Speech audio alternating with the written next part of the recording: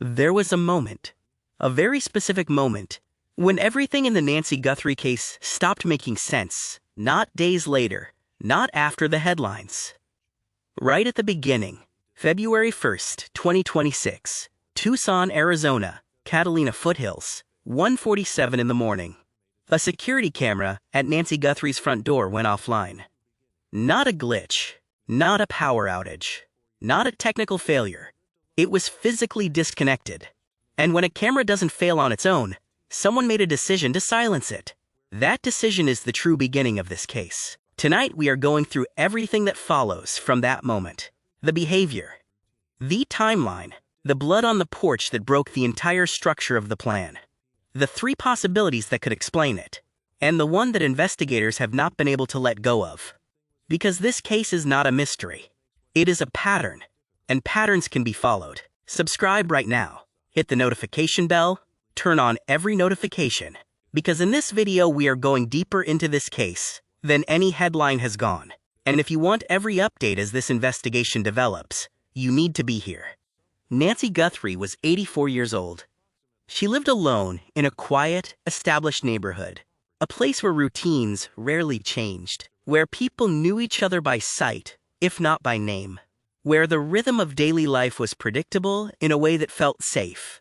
On the evening of January 31st, everything followed that routine. Dinner with family.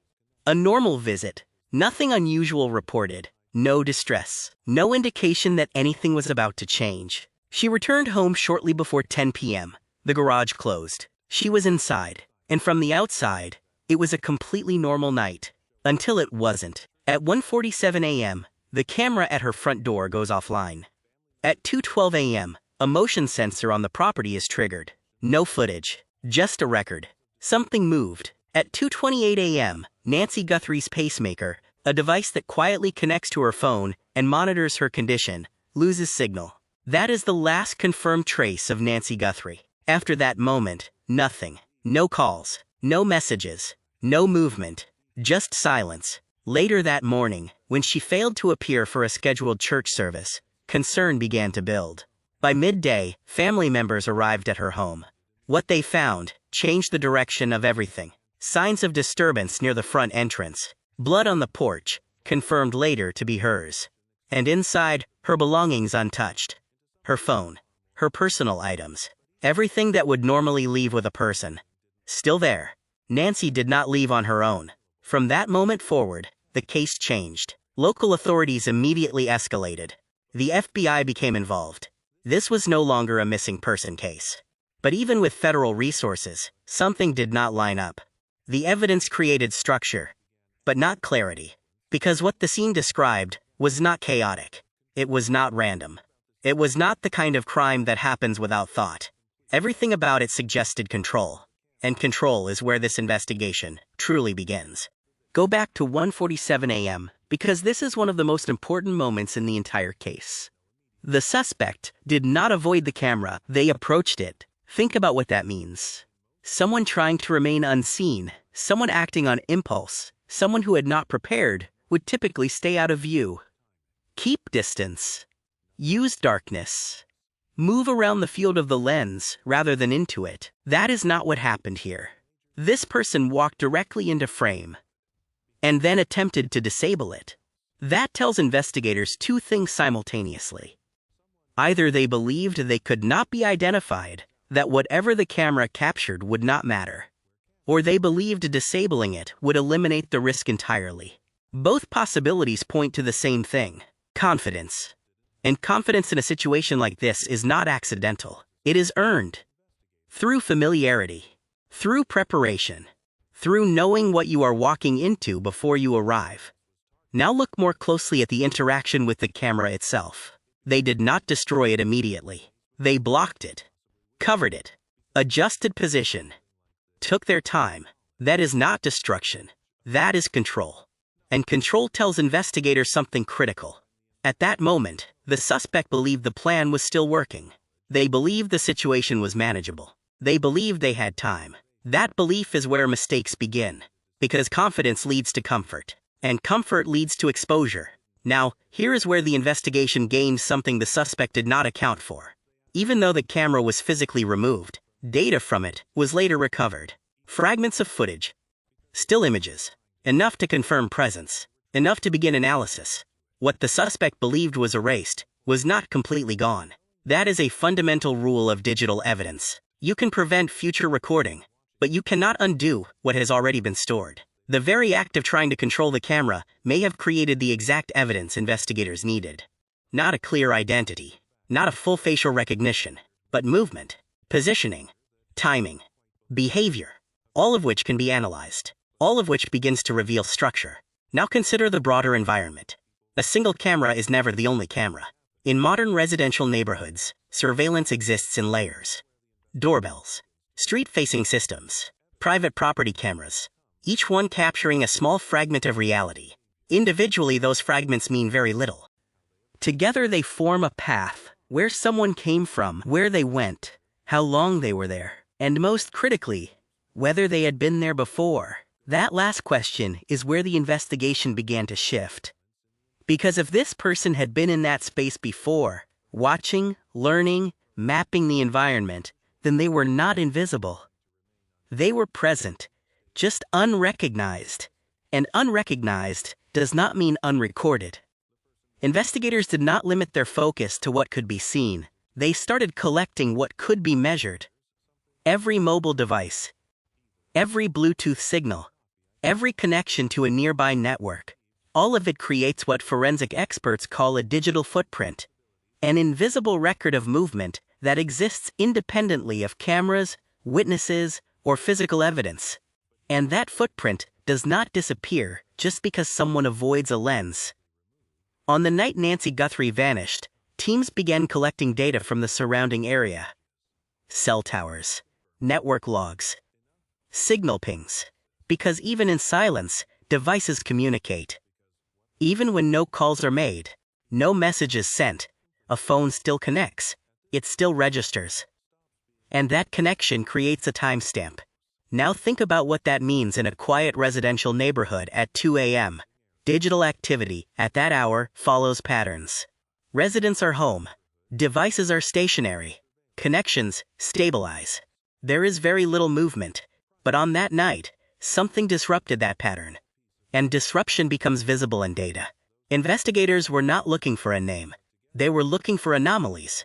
Devices that did not belong. Signals that appeared only once. Connections that did not match the environment.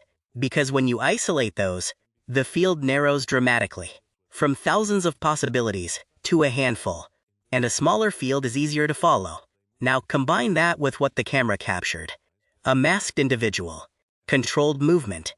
Direct approach. Camera interaction without hesitation. Experts analyzing the footage noted something immediately. The absence of urgency. No sudden movements. No visible fear. No hesitation in the approach. This person did not move like someone improvising. They moved like someone who understood exactly what they were doing. Because fear creates mistakes. Panic creates noise. But calm creates patterns. And patterns can be studied.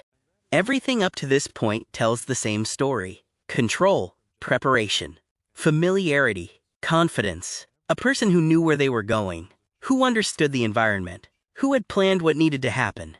And then, the blood on the porch. That detail breaks the entire structure. Because blood is not controlled, it is not planned, it is not part of a clean operation. Blood is what happens when something goes wrong.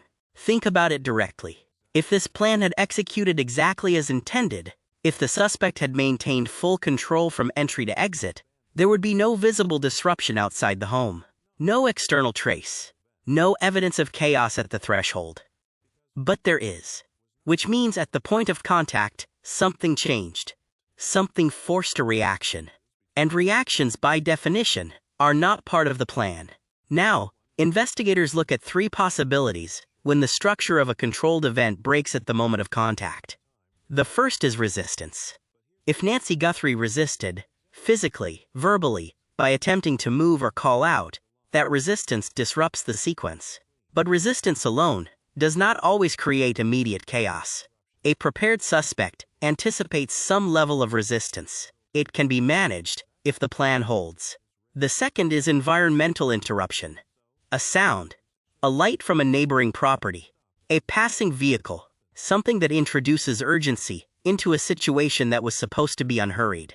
But the timing, early morning, low visibility, minimal activity, suggests this window was chosen precisely because those interruptions would be unlikely. Which brings us to the third possibility, recognition. And this is where the case becomes something different entirely. If Nancy Guthrie recognized the person standing at her door, even for a fraction of a second, everything changes instantly. Anonymity disappears. The controlled situation becomes a risk that cannot be undone. The plan that depended on remaining unknown collapses in the moment the face is placed. A door opens. A face is seen. A name is possibly understood. And in that split second, planning becomes reaction. That transition is one of the most significant things investigators can identify in a case like this. Because it reveals intent in its most unguarded form. Not what someone planned to do, but what they did when the plan failed. And that difference is everything. Because planning can be rehearsed, it can be controlled, it can be managed, but instinct cannot. And instinct, exposed at the moment of recognition, leaves traces that are very different from the careful footprints of preparation. It leaves the kind of evidence that does not fit the rest of the scene. Evidence that stands out precisely because everything else was so controlled. Evidence like blood on a porch. If you have stayed with this video to this point, you already understand why this case is unlike anything that has been covered in the headlines. This channel goes through every layer, not the surface version. Subscribe, hit the bell, drop a comment below with what you think happened at that door. I read every one. Now, the exit. Arriving at the house is only half the story. Leaving is the other half. And leaving is where most cases are solved. Because entry is planned, exit is reactive. When someone approaches a location they have prepared for, they know the route. They know the timing. They know what to expect. The environment is predictable, because they have made it predictable. But once something goes wrong, once the plan breaks at the moment of contact, that predictability disappears. Now time is no longer controlled. Every second feels shorter. Every movement carries risk. The environment that felt familiar on the way in becomes unpredictable on the way out. Escape is not a plan. It is a reaction to the failure of one. This is where investigators begin reconstructing behavior in reverse. Not just where the suspect came from, but how they left. Because how someone leaves tells you far more about their state of mind than how they arrived. Now think through the possible outcomes from the moment the plan broke. If the suspect regained control and continued, movement would remain steady. Timing would remain consistent. The exit would mirror the approach. If the suspect lost control, movement becomes faster, less precise, more direct. Corners get cut, steps get skipped. If the suspect accelerated the timeline to compensate, they may abandon parts of the original plan entirely, leaving more behind than intended, moving through the environment in ways that create new trails. Each of those outcomes creates a different pattern, and patterns can be analyzed. Investigators compare those possibilities against available data. Timing, distance, environmental factors, the placement of evidence, the direction of movement recorded across multiple data sources, and slowly a behavioral profile begins to form. Not of identity, of response, how this person reacts under pressure. And response under pressure is one of the most consistent things about human behavior. It reflects experience. It reflects instinct. It reflects the kind of composure, or lack of it, that a person has built over time. Now something important emerged from the available footage. The suspect did not appear panicked on camera. Even in the brief window captured, movement remained controlled. Which raises a question that investigators had to sit with. Did the disruption happen after that moment? Or was it concealed within it? Because what the camera captured was presence, not outcome. And the gap between presence and outcome is where the truth sits. Beyond the immediate scene, once the suspect re-entered the wider environment, roads, intersections, neighborhood pathways, the possibility of detection did not disappear. Investigators rely on networks, multiple small fragments, a light passing through a frame, a shadow crossing a boundary, a vehicle appearing where it should not be. Individually, nothing. Combined, direction. And direction narrows the field again. By this stage, the investigation was no longer asking broad questions. It was asking one specific question. Who behaves this way? Because method matters. The way something is done tells you who is capable of doing it. And capability is not evenly distributed. A person who plans with this level of detail does not improvise everything. They think ahead. They consider risk. They anticipate variables. They choose a window not randomly, but precisely. Early morning, minimal activity, limited visibility. They approach a camera directly rather than avoiding it, which means they believed in their ability to neutralize it. They interact with the environment without visible hesitation, which means they had been in that environment before. That is not the profile of a stranger. Now we know something disrupted that plan, which means the person responsible had to adjust. An adjustment is where identity begins to show. Because not everyone adjusts the same way. Some people panic. Some people freeze. Some people abandon the situation entirely. But in this case, the available indicators suggest continuation. Even after disruption, the situation was not completely lost. This person adapted. An adaptation under pressure suggests experience. Not necessarily criminal history. Not necessarily a pattern of prior offenses. But experience handling high-stress situations. The kind of composure that does not appear automatically. The kind that is built. Because maintaining any level of control in a moment like that requires a specific kind of discipline. And discipline leaves patterns. Now once you have a behavioral pattern, it can be compared against known behavior, against known environments, against the small circle of individuals who had access to this property, this routine, this level of detail. That circle is not large. And when a behavioral pattern is compared against a small defined circle, something begins to narrow. Not a name. Not yet. But a profile that fits fewer and fewer people. Now something else becomes important at this stage. Consistency over time. A person can control one moment, but controlling every moment that follows is much harder. Especially when the investigation continues. When questions become more targeted. When timelines are revisited. When attention shifts in ways that are felt before they are seen. Because the person responsible is not only dealing with what happened that night. They are dealing with everything that follows it. And that sustained pressure, invisible, structural, relentless, creates its own kind of trace. At a certain point, understanding the how is no longer enough. You have to understand the why. Why Nancy Guthrie? That question has sat at the edge of this investigation since the beginning, not stated loudly, not pushed as a headline, but present, consistently, in every direction the case is taken. Because the answer to why does not exist in the timeline. It does not exist in the footage. It does not exist in the forensic analysis. It exists in the connection. Motive is always personal before it is anything else. It comes from a relationship, a history, a shared context. It comes from knowing someone, not in the abstract, but specifically. Their routines, their home, their schedule, their vulnerabilities. That level of knowledge does not come from distance. It comes from proximity. And proximity defined in this investigation means access. Access to the property. Access to the environment. Access to the details of a daily life that an 84-year-old woman living alone had no reason to believe were being observed. Nancy Guthrie's routine was consistent, predictable, stable.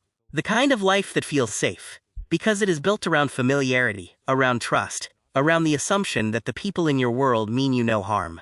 And that assumption is what made her vulnerable. Predictability makes observation easier. It allows someone to learn, to watch, to understand when to act, and when to wait. So when investigators begin asking who would have known, they are not asking about a stranger who happened to be passing. They are asking about someone close enough to know. And that shift, from external threat to internal possibility, is always the most uncomfortable moment in any investigation.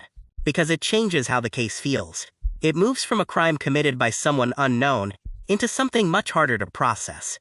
A crime committed by someone trusted. Motive, once understood, does not just explain the event. It explains the planning, the access, the confidence, the specific knowledge that made this possible.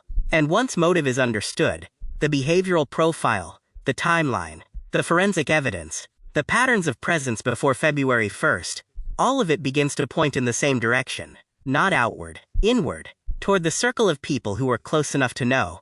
Now consider the position of the person responsible. At the beginning, they believed the plan had worked. They believed the camera data was gone. They believed the evidence was controlled. They believed the structure they had built would hold. Over time, that belief changes. Because silence from investigators does not mean inactivity. It means movement. And that movement, invisible from the outside, creates a specific kind of pressure. Not dramatic, not sudden, but constant. Investigators revisit details. They re-examine timelines. They return to footage with new context. They ask questions that are no longer broad, but targeted. Questions tied to specific windows, specific movements, specific decisions. And the person responsible feels that shift, not because they have access to the investigation, but because of how the world around them begins to change. The nature of attention shifts. The frequency of contact changes. The rhythm of the environment becomes less predictable. And even without knowing what investigators know, they know the case is moving. That awareness creates behavior. A change in routine, a shift in movement, a decision that doesn't match what came before. An inconsistency that would not stand out on its own, but placed inside the timeline of an active investigation, becomes a data point, not a conclusion. An indicator. And indicators accumulate. Small misalignments, small moments that don't fit the larger pattern, individually meaningless. Together, direction. This is where cases often shift. Not through one discovery, through accumulation. And this is where this case is now. Not at the beginning, not at the end. At the point where structure is forming, where gaps are closing, where behavior is aligning, and where the truth is no longer hidden in complexity. It is waiting in the smallest remaining detail. Step back and look at everything this investigation now holds. A structured timeline. 3 fixed timestamps that define a 41-minute window. A controlled approach that demonstrates familiarity with the property and the environment. A camera interaction that reveals confidence, not caution. Data from the camera believed destroyed, partially recovered. A digital footprint from the surrounding area pointing to anomalous presence. Blood at the threshold. Evidence that the plan broke at the moment of contact. A behavioral profile built not on assumption, but on documented movement and response. A motive that requires proximity, access, and specific knowledge. This is no longer an open-ended investigation. It is a defined one. And defined investigations move differently. They stop expanding and start testing. They stop asking what could have happened, and start asking what fits everything we already know. That question has fewer answers than it did 3 months ago. Which means the field is smaller. Which means the case is closer. Now, why hasn't an arrest been made? That question is understandable. It also reflects a misunderstanding of how cases like this are built. An arrest is not the first step. It is the last. Everything before it. The timeline verification, the behavioral analysis, the forensic processing, the cross-referencing, is preparation. Because once an arrest is made, the standard changes entirely. It is no longer investigation. It is proof, and proof requires precision. Every detail must hold.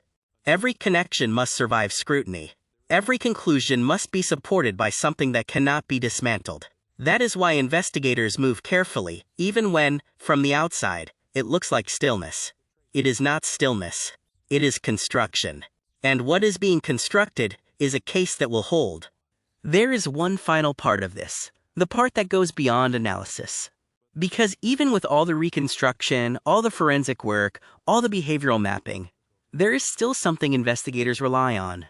Information from people. No matter how advanced the technology becomes, there are still things only people know. Something seen, something remembered. A vehicle that appeared more than once. A face that did not quite fit. A moment near that neighborhood in January or February that felt slightly off but never seemed worth mentioning. Those are the details that close cases. FBI tip line, 1-800-CALL-FBI. Online, tips.fbi.gov. Total reward, $1,100,000. $1 million from the family. $100,000 from the FBI. Fully anonymous. No name, no exposure, no requirement to be certain. You provide the detail. Investigators build the case. Nancy Guthrie is not a case file. She is an 84-year-old woman who had dinner with her family on the evening of January 31st and was gone before morning. And this case does not end until she is found. This case is not closed. It is not cold. It is not where it was. It has moved. It has narrowed. It has taken shape. And when cases reach this stage, they do not stay unresolved. Because structure leads to answers, and answers lead to resolution. The only question now is not if, it is when. Subscribe, hit the bell, drop a comment below. Because this case keeps moving, and this channel will be here every time it does. Nancy Guthrie has been missing since February 1st, 2026. The investigation is moving toward an answer, and we will follow it until that answer is found.